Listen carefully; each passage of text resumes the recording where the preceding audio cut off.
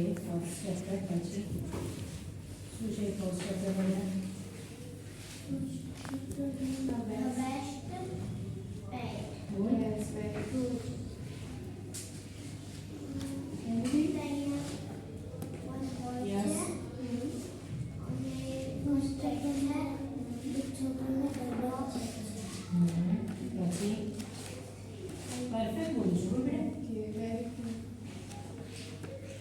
Done.